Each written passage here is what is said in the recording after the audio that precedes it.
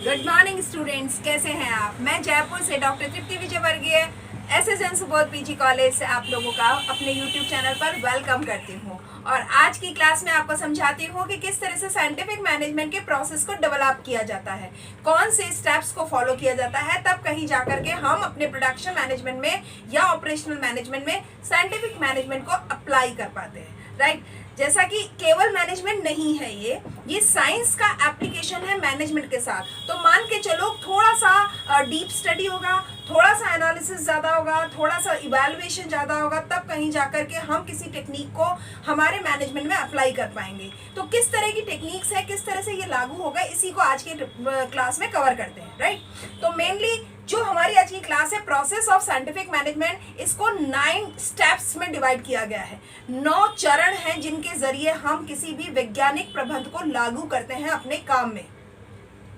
कौन कौन से वो चरण हैं, जरा उनकी बात करते हैं। सबसे पहला चरण है, हमको अपने ऑब्जेक्टिव्स को डिफाइन करना होगा और उसका टाइटल है स्टेटमेंट ऑफ द ऑब्जेक्टिव्स। हमारे उद्देश्य क्या है, कोई भी काम अगर हम करना चाहते हैं तो what we have our objective. अब क्या हो सकता है एक प्रोडक्शन यूनिट में ऑब्जेक्टिव। देखो, किसी भी चीज में काम किया जा रहा है तो उस प्रोडक्शन यूनिट में या तो वो प्रोडक्टिविटी इंक्रीज करना चाह सकता है, या कोई डिफेक्ट आया है उसको रिमूव करना है, या उसको मिनिमाइज करना है। प्रोडक्टिविटी के साथ साथ मशीन की टेक्नोलॉजी किस तरीके की इस चीज को वो चेक करना चाहता है, या मटेरियल जो यूज हो रहा है उसको और कैसे मैक्सिमम यूज किया जा सके कि अपना कॉस्ट कम आ सके, या टाइम को किस तरह से रिड्यूस किया जाए कि क्वालिटी मेंटेन रह सके।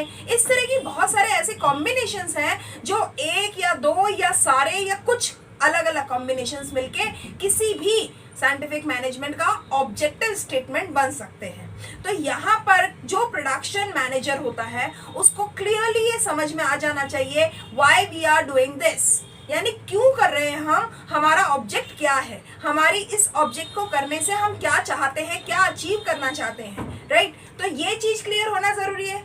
उसके बाद की बात करते हैं स्टेटमेंट ऑफ द प्रॉब्लम। देखो, जनरली ये कहा जाता है अगर आपके पास ऑब्जेक्टिव नहीं होते तो कभी भी कोई प्रॉब्लम नहीं हो सकती। If you have no objective you have no problem. ये बिल्कुल सच्ची बात है, ये बिल्कुल गहरी बात है। अगर आपके पास कोई लक्ष्य है तभी आप उस लक्ष्य की वजह से कोई प्रॉब्लम को क्रिएट कर पाते हो या प्रॉब्लम को आइडेंटिफाई कर पाते हो। अगर कोई लक्ष्य ही नहीं है तो कोई प्रॉब्लम ही नहीं है आपको।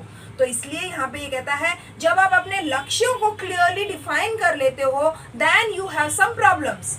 अब उन प्रॉब्लम्स के स्टेटमेंट बनाने होंगे, यानी ये प्रॉब्लम क्या है, कैसी है, किस नेचर की है, कॉम्प्लेक्स है, सिंपल है, कोई 2 चीज़ों की ज़रूरत है या कोई एक चीज़ की ज़रूरत है, या बहुत सारे टेक्निकल जो एक्सपर्ट्स हैं उनकी ज़रूरत पड़ेगी इस प्रॉब्लम को इरेडिकेट करने के लिए। तो यहाँ ये जो चीज़ है ये सबसे ज़्यादा ज़रूरी है कि क्लियरली समझ में आना चाहिए कि प्रॉब्लम क्या है।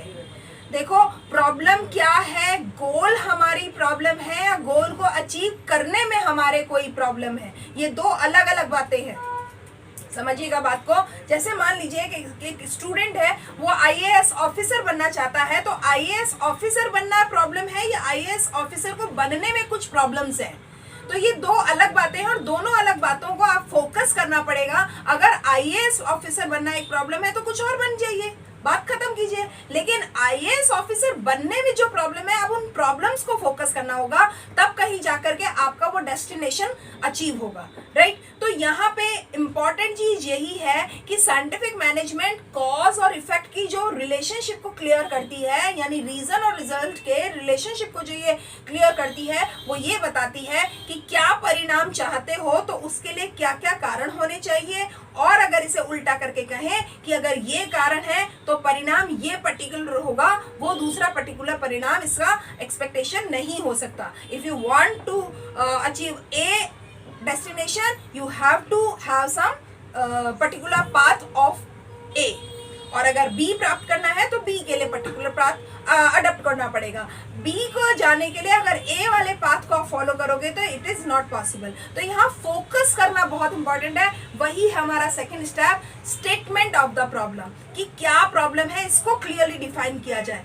अब यहाँ पे एक और चीज भी है, आप केवल डिफाइन नहीं करेंगे, उस डिफाइन की हुई प्रॉब्लम को कम्युनिकेट करना भी बहुत जरूरी है। जिन लोगों के साथ में आपको ये काम करना है, अगर उन लोगों को आपने टाइमली कम्युनिकेट नहीं किया कि आप क्या चाहते हैं, हमारी क्या प्रॉब्लम है, उस प्रॉब्लम को किस तरह से सॉल्व किया जा सकता है, अगर ये चीज आपने कम्युनिकेट नहीं की तो मान के चलिएगा एक अच्छा रिजल्ट नहीं मिल सकता।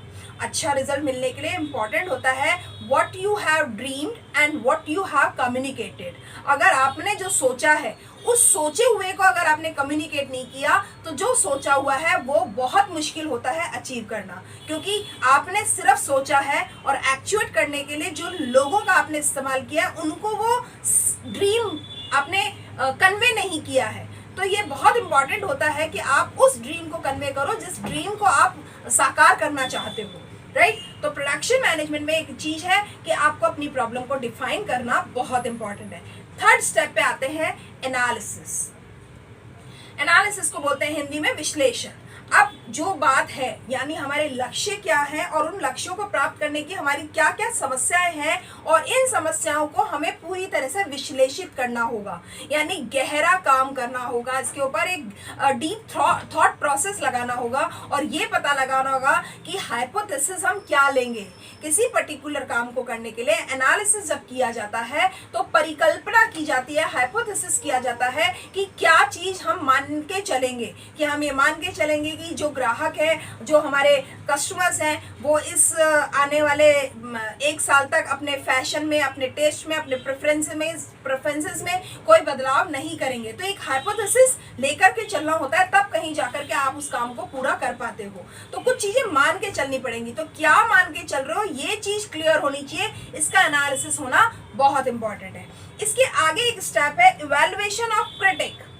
यहाँ पे कहता है बहुत ही ऑनेस्टली, बहुत ही क्लियरली आपको अपनी बात के बारे में प्लस और माइनस दोनों पॉइंट्स को एनालिसिस कर लेना चाहिए, उसका इवैल्यूएशन कर लेना चाहिए। अगर आप किसी पर्टिकुलर डेस्टिनेशन को गोल करते हो और गोल करके आप उसका एनालिसिस करने के बाद कुछ चीज़ों को प्लस और माइनस पॉइंट्स पे लेते हो, तो आप प्लस क्या है तो क्यों है और माइनस क्या है तो क्यों है, इन सारी चीज़ों का इवैल्यूएशन होना चाहिए क्रिटिकली।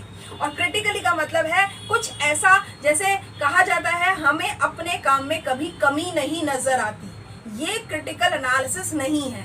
आप अपने काम को करने के बाद इस तरह से एवेल्युएट करिए कि ये काम आपने नहीं किसी और ने किया है और अब उसमें से कमियां ढूंढिए। देखिएगा आपको बहुत सारी कमियां नजर आने लग जाएंगी। लेकिन अगर आपने अपना वो माइंडसेट चेंज नहीं किया कि आपको दिमाग में ये रहा कि ये काम तो मैंने किया है और मैंने काम किया तो काम तो कमी रहती ही नहीं है, गलत होता ही नहीं है, तो आप कभी भी उसका क्रिटिकल इवैल्यूएशन नहीं कर सकते। आप काम को करने के बाद भूल जाइए और उसके बाद उसका इवैल्यूएशन कीजिए। यकीनन आपको उस काम में कमियां नजर आएंगी और तब आप उस कमियों को दूर कर पाने की क्षमता भी पैदा कर पाओगे। और तब एक इम्पॉर्टेंट बात होती है कि लास्ट में आप जब रिजल्ट गेन करते हो, वो रिजल्ट आपके स्टार्टिंग के रिजल्ट से बहुत डिफरेंट और इम्प्रूव्ड होते हैं। तो यहाँ पे यही चीज है कि आपको क्रिटिकली इवैल्यूएट करना चाहिए उन सारी चीजों का जो आपने प्रॉब्लम की एनालिसिस करने पर सामने लेकर आए हो। ठीक है, अब आगे बढ़ते हैं innovation and synthesis. Innovation and synthesis scientific management में एक इम्पॉर्टेंट स्टेप है। क्या है, देखो एक बात याद रखना, इनोवेशन को बोलते हैं अपन हिंदी में नवाचार, और नवाचार का मतलब है एक न्यू थिंकिंग, यानी नए तरीके से आपको सोचना है। आप 1 मिनट के लिए सोचिए, मैं कुछ एग्जांपल्स दे रही हूँ आपको। साइंस में, फिजिक्स में न्यूटन की थ्योरी हमने सबने 8th 9th में पढ़ ली है और न्यूटन की थ्योरी आज हमारे लाइफ के हर पार्ट पे काम आती है। ग्रेविटेशनल फोर्स की जो थ्योरी है, वो गुरुत्वाकर्षण शक्ति का जो नियम है, वो हमारे जीवन में लागू है, काम आता है। अगर वो न्यूटन कुछ इस तरीके से नहीं सोचता कि सेब पेड़ से नीचे क्यों गिरा, हमने देखा गिरा, बस गिरा, हमने उसके लिए क्यों नहीं सोचा, और न्यूटन ने क्यों सोचा, और क्यों सोचने पर ये पता लगाया उसने कि धरती में भी एक फोर्स है जो उसे चीज को खींच रहा है। ये जो अलग तरह की सोच थी, न्यूटन है, आइंस्टीन है, या गिलबर्ट ने जो मैनेजमेंट की थ्योरी दी है, मोशन में थ्योरी दी है, मोशन स्टडी किया है, बहुत सारे ऐसे नाम हैं। अगर साइंस में ही, फिजिक्स में कहूँ, पीरियोडिक टेबल है। उन्होंने जो इस तरह की थ्योरीज दी हैं, ये तब देने में सक्षम हो पाए जब उन्होंने बिल्कुल नए सिरे से कुछ सोचा। और जब तक आप नए सिरे से कुछ नहीं सोचते, मान के चलेगा आप वो ट्रेडिशनल, वो जो कन्वेंशनल जो ट्रेंड होता है वही चलता रहता है, तो कुछ नया कर ही नहीं सकते। एक्सपेरिमेंट करना और इनोवेशन करना दो अलग अलग बातें हैं। एक्सपेरिमेंट में आप कुछ भी कर सकते हो, कुछ नया करना वो होता है, लेकिन इनोवेशन में कुछ नया सोचते हो, और जब नया सोचते हो तब कुछ नया प्रयोग करते हो। तो innovation is more than experiment. Experiment से भी हायर डिग्री होती है innovation. Without having a innovation your experiment is not new. तो यहाँ साइंटिफिक मैनेजमेंट ये कहता है कि आपको इनोवेशन भी करना चाहिए, कुछ अलग हटके सोचना होगा, जो आज तक किसी ने नहीं सोचा है उस तरह से सोचना होगा। तो ये जो सोच है और उस सिंथेसिस, उसको किस तरह से कंपाइलेशन करना है, किस तरीके से चीज़ों को आपस में सेट करना है, आपके अवेलेबल सोर्सेज और रिसोर्सेज क्या है, आपके पास अवेलेबल टैलेंट या स्किल्स या टेक्नोलॉजी क्या है, और आपकी सोच क्या डिमांड करती है, इसके साथ आप कैसे मिक्स और मैच करोगे, वही होता है सिंथेसिस। तो यहाँ कहता है साइंटिफिक मैनेजमेंट में ना केवल इनोवेट करना बल्कि इसको सिंथेसाइज भी करना, ये एक इंपॉर्टेंट स्टेप साबित होता है। इसके आगे बढ़ते हैं टेस्ट। जब आपने किसी साइंटिफिक मैनेजमेंट को कहीं भी उस थ्योरी को अप्लाई किया, और जब कोई प्रोडक्ट या सर्विस आपने फॉर्मेशन में लेके आए, उसको रूप दिया, तो अब उसका टेस्ट किया जाएगा। अब ये जो टेस्ट किया जाएगा, ये टेस्ट हो सकता है कि आप लैब में ही, लेबोरेटरी में ही, या अपने ही मशीन पर उसको टेस्ट करके देखोगे, इज इट ओके और नॉट, इट इज फिटेड और नॉट। तो ये जो चीज है ना, ये आप टेस्ट करोगे, और टेस्ट करने के टाइम पे आपको पता लगेगा कि हमने जो सोचा था, क्या हमने उसी फॉर्म में इस प्रोडक्ट या सर्विस को डेवलप किया है, कि हमारी सोच को साकार करने का मौका मिले।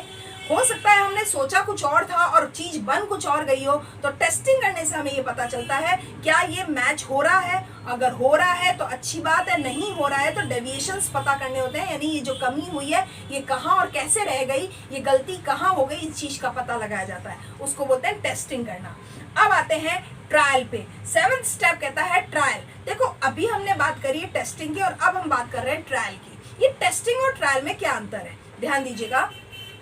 टेस्टिंग किसी भी सर्विस को मार्केट में भेजने से पहले होती है। टेस्टिंग लेबोरेटरी टेस्टिंग होता है और क्वालिटी चेक होता है उसमें, ठीक है। और जो ट्रायल है उसकी यूटिलिटी चेक होती है, और ये यूटिलिटी चेकिंग चीज के तो बनने के बाद हो सकती है, लेकिन टेस्टिंग के पैरेलल भी हो सकती है और टेस्टिंग के अलावा अलग से भी हो सकती है। ये ध्यान रखने का है। ट्रायल जो होता है हमारे कस्टमर या एंड यूजर्स तक पहुंचने से पहले किया जाता है, लेकिन चीज बन जाती है उसके बाद किया जाता है। जबकि टेस्टिंग चीज नहीं बनी है अभी, उसका पहले ही टेस्टिंग हो रहा है, तो ऑब्वियसली मार्केट में अभी चीज नहीं आई है, ठीक बात है। और ये ट्रायल जो होता है वो टेस्टिंग के पैरेलल भी हो सकता है और उसके बाद में भी हो सकता है, लेकिन ट्रायल जब होता है तो टेस्टिंग हो चुकी होगी ऐसा हम मान लेते हैं, ठीक बात है। तो ट्रायल में हम ये पता लगाते हैं कि जिस यूटिलिटी को दिमाग में रख करके हमने ये चीज बनाई है, क्या वो यूटिलिटी हमारी इससे फुलफिल होती है, ठीक है। अब आगे बात करते हैं फॉर्मलाइजेशन। और फॉर्मलाइजेशन का मतलब होता है एप्लीकेशन करना या उसको फॉर्मलाइज करना। जब आप टेस्टिंग कर लेते हो, ट्रायल कर लेते हो, उसके बाद में जो भी कोई करेक्शन करना हो, उसमें कोई डिफेक्ट आया हुआ हो, जो उसको रिमूव करना हो, वो सारी चीज़ों को हम ऐड ऑन कर लेते हैं, रिमूव कर देते हैं और कुछ नई चीज़ों को, फीचर्स को ऐड कर देते हैं, उसको बोलते हैं हम फॉर्मलाइजेशन। यानी अब कुछ सारी चीज़ें क्लियर हो गई हैं, ईजी हो गई हैं और तैयार हो गई हैं।